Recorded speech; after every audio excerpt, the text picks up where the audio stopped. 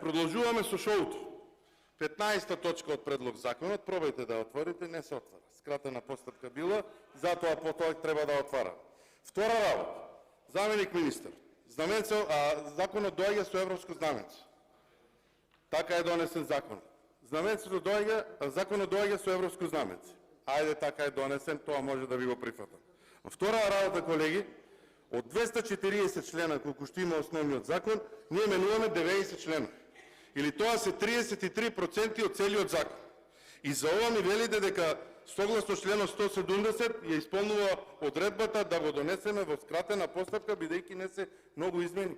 33% и 1/3 од законот менуваме. 90 члена од 240 члена вкупно на основниот закон.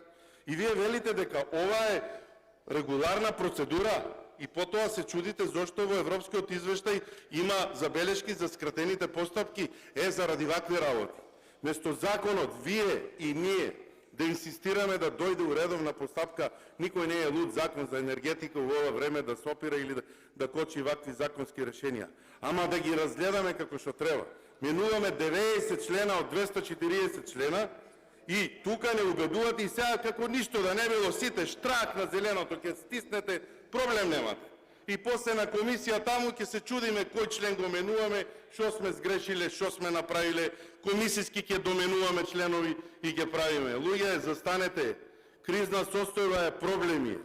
Немојте вакви закони, круцијални закони за времето, закон за енергетика, од 240 члена на 90 члена имате измени да опуштате и да викате, бидејќи се работи за несложен и необемен закон и мали измени.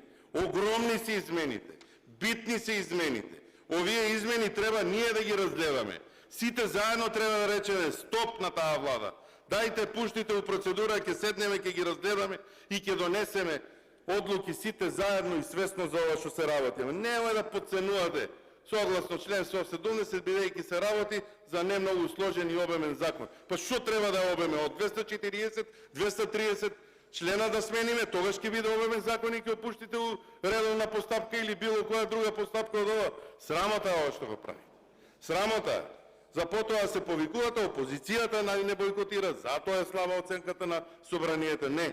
Оценката за собранието ја спишувате самите вие со авторитетот и желбата за да бидете почитувани. Очигледно вие не го сакате чим ова вака го гласате. Ние законското решение ќе го гласаме поради граѓаните. Инаку денес треба да ви ги избойкотираме сите скратени постапки кои што ги пуштате во постапка. Затоа што ова мене како човек, како личност, лично ме навредува.